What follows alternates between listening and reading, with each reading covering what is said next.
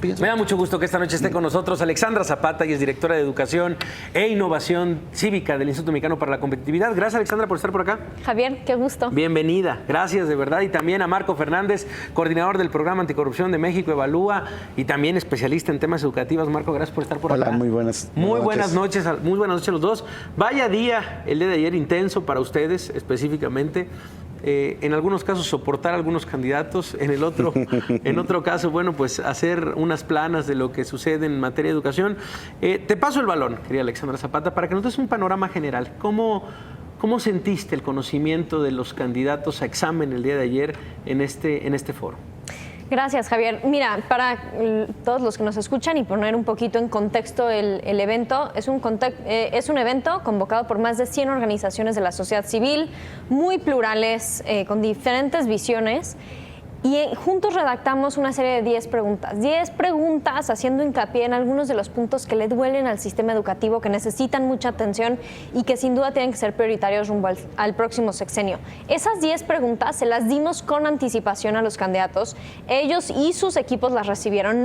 El chiste no era emboscar ahí a los candidatos, sino que tuvieran tiempo para preparar las respuestas, aterrizar también sus ideas, sus planes para el sector educativo si fueran electos o electa. O sea, no era acorralarlos, no era ponerlos nerviosos, era, por favor, explíquenos cuál es el proyecto educativo que tienen en mente.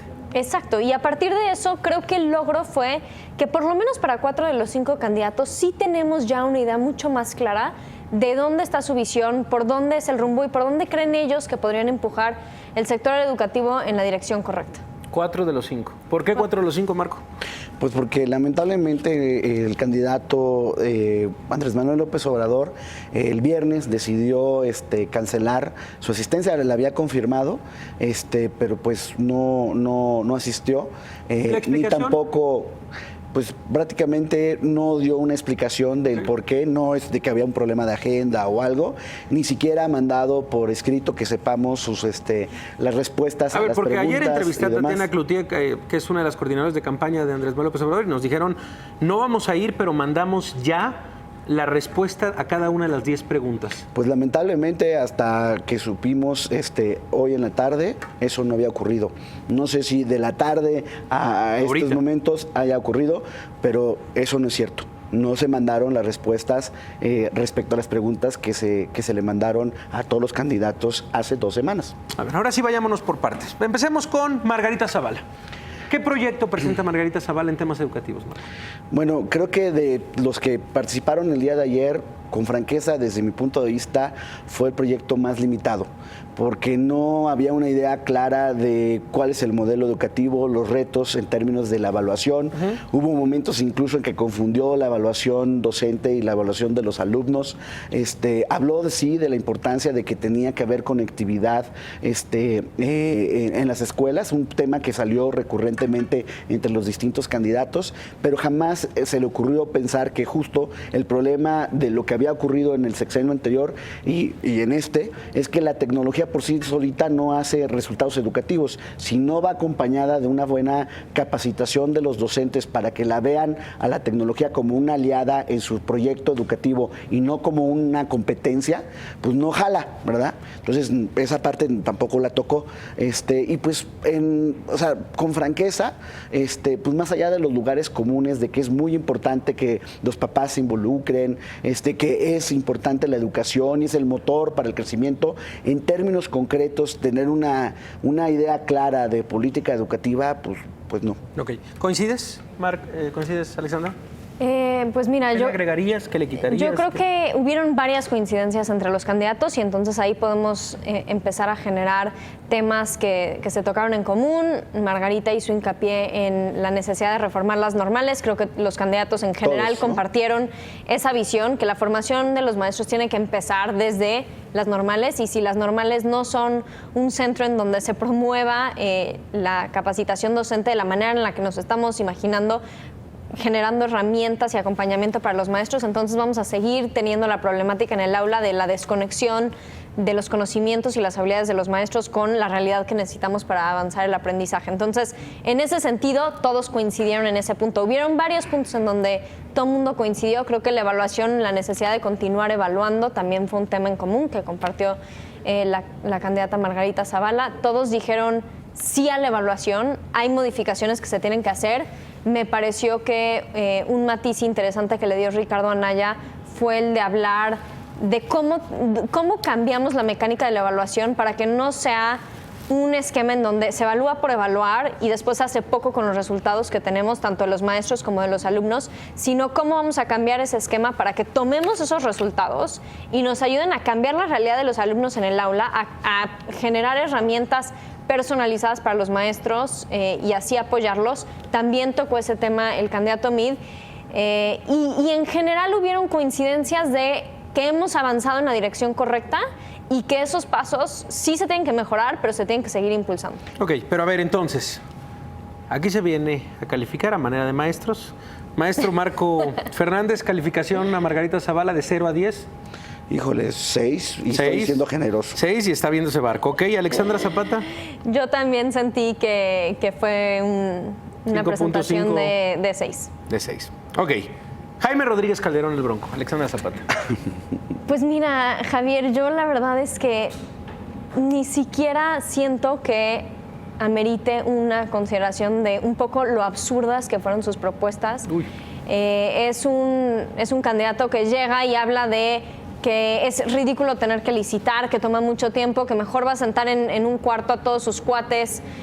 Todos constructores. Todos con los constructores y que les va a decir a cada quien cuántas escuelas quieren reconstruir. Y si tú, Javier, dices 5, entonces yo te voy a dar un contrato de 5, Marcos. Si tú quieres reconstruir 10, te doy un contrato de 10. O sea, verdaderamente un desconocimiento del tema y una serie de propuestas ridículas. Esto es absolutamente a título personal. Sí, no refleja de ninguna manera. Por eso los tenemos aquí. Y hay una cosa que solamente sí le reconocería. A ver. Que tiene en los dicharachos, tiene esta capacidad de comunicación, de tratar de ganarse a la gente, simplificar las cosas. Me da la impresión que había escuchado por internet, pues estaba transmitiendo por internet el evento a los anteriores candidatos, porque dijo algunas cosas comunes, ¿no? O sea, es importante evaluar a los maestros. No, pues es importante prepararlos. Disciplina en las preparatorias, porque eso están en mis preparatorias militarizadas. Y lo decía de forma cómica, pero en términos de profundidad, de propuesta educativa, la verdad, la neta, como él dice, pues estábamos así como con el agua bastante diluida o turbia.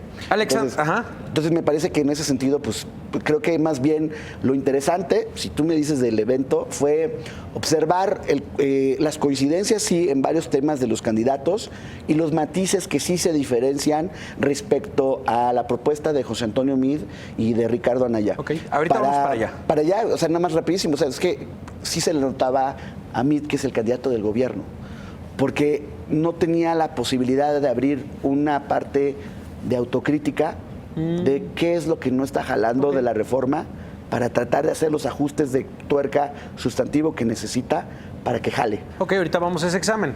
El Bronco, calificación, Alexandra Zapata. Que se los regresen al salón, Risco. 4. 2. 2. Híjole, es dura, maestra.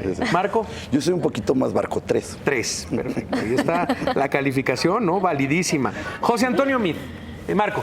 Mira, yo estabas dando una introducción, ¿sí? Creo que el problema con él es que son dos cosas. Claramente sí había preparado su presentación en términos de abordar las 10 preguntas con respuestas a veces excesivamente largas desde mi punto de vista, un poquito rolleras, la verdad. Pero en la parte positiva creo que sí era esta necesidad de utilizar correctamente la evaluación para darle los cursos de capacitación que la verdad son de muy poca calidad hasta ahorita para los maestros en términos de mejorar su desempeño.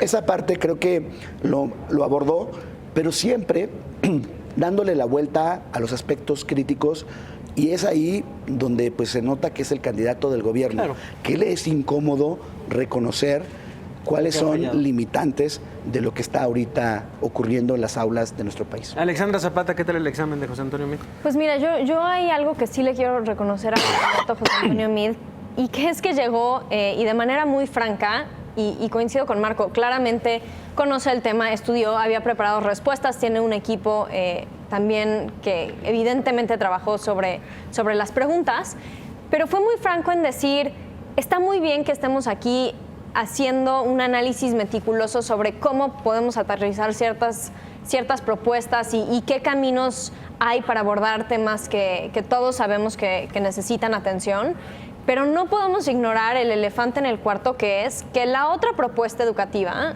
un poco del candidato que no se presentó al evento, es dramáticamente diferente en términos de lo que conocemos, Javier. Y ahí un poco el problema es que como no vino, hay muy pocos elementos sobre los cuales podemos decir con certeza esto es lo que cree el candidato López Obrador en términos de educación.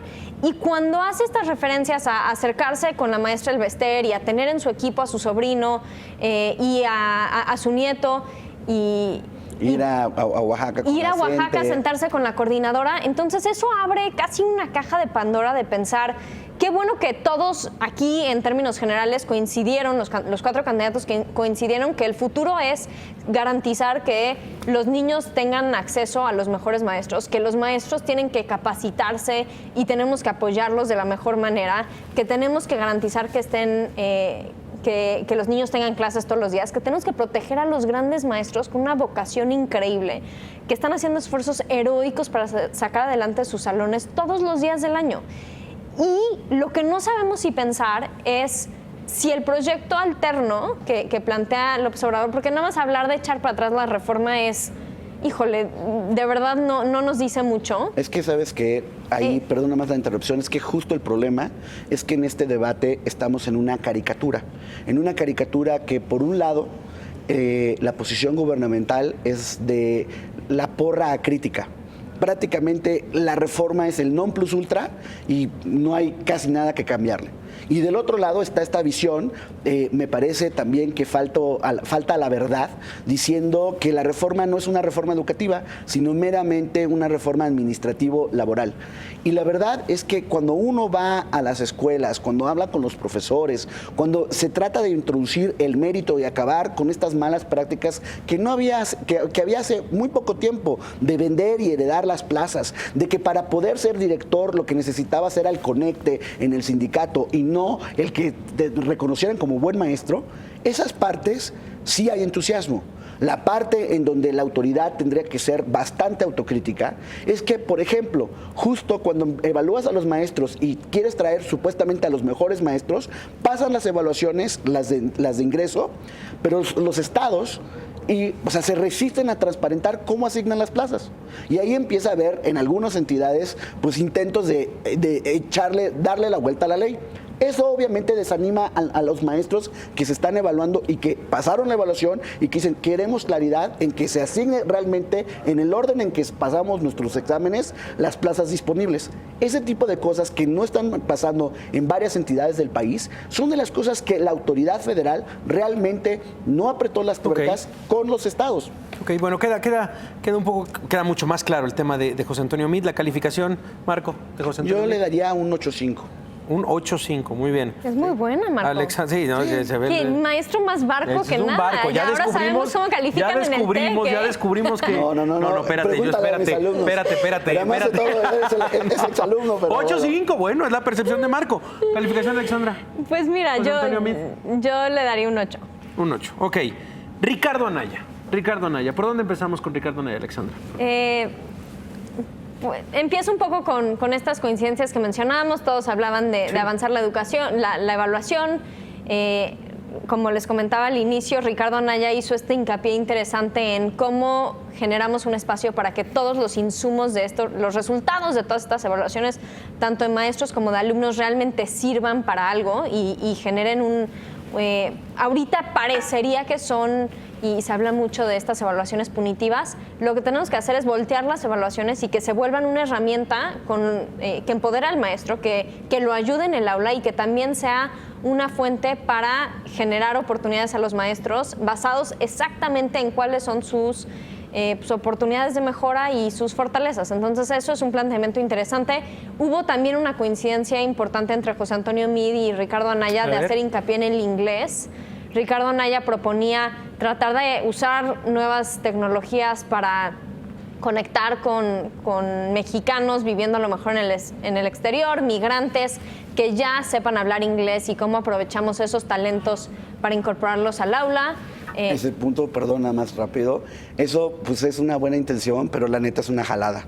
Y ahí sí, esa parte me parece, o sea, no entender, pues sí, saben inglés, pero no son maestros de inglés, no tienen las herramientas pedagógicas. Claro. Entonces, esa parte me parece una buena intención, un good intention, pero la verdad, hasta ahí. No hay, no veo en ese sentido, más allá de hacerlo pragmático, ese punto, la verdad sí. Sí, yo ahí le bajaba varios puntos, en varias décimas en su calificación por ese punto. ¿Qué otra cosa, Ricardo Anaya Marco? Pero hay una cosa que sí destaco de su presentación y que me gustó, al hablar de que uno de los defectos de la reforma actual es que le faltó capacidad de comunicación, pedagogía hacia los maestros.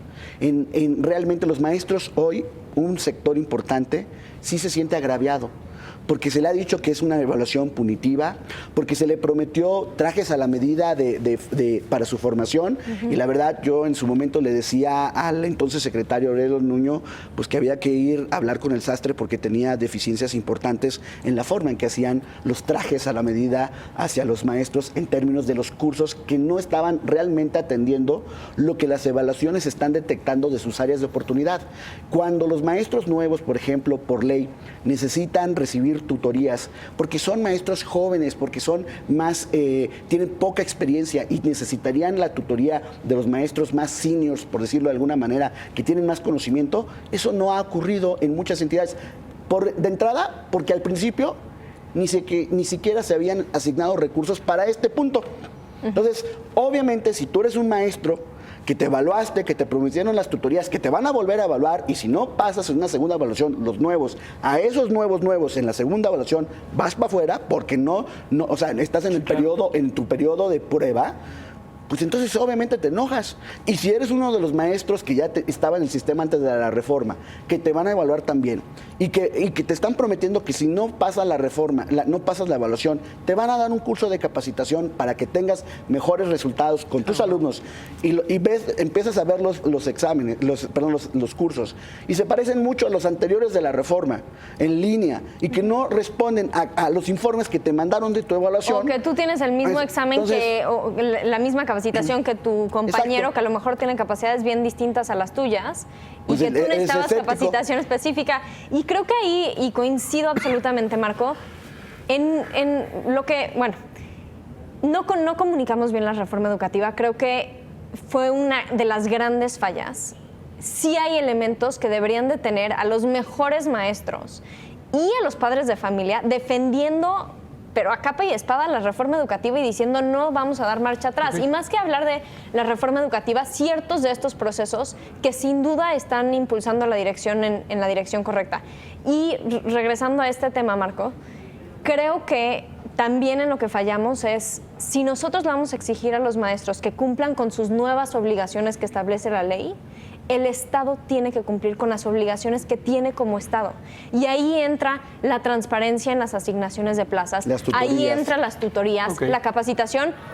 Es un tema de dos. El Estado tiene que cumplir y en muchas cosas el Estado ha fallado. Entonces, mira, ahí el resentimiento de los maestros, por supuesto que se entiende y eso se tiene que corregir. Hace unos meses estuve en Chihuahua haciendo unas entrevistas y una maestra de media superior me comentaba su caso, una maestra de inglés. Me dice, y mira, me evaluaron hace 9 meses. Es la fecha que no me han dado mis resultados de la evaluación y estoy enojada porque además no sé si voy a necesitar cursos. Si sí salí bien, entonces tengo los estímulos. O tengo derecho a los entonces estímulos. Fui a preguntar si era cierto o no. Conozco a las autoridades educativas de allá y en efecto. Y entonces empezó también a surgir un problema nodal de la reforma. Según los dichos de la Autoridad Educativa de Chihuahua, el problema era el servicio profesional de la Ciudad de México, que es la que tiene que ver desde la SEP, concentrar y mandar los resultados. Entonces, ahí ha habido siempre, es uno de los problemas del diseño de la reforma y que no sabemos bien cómo resolver, la tensión entre los niveles de gobierno.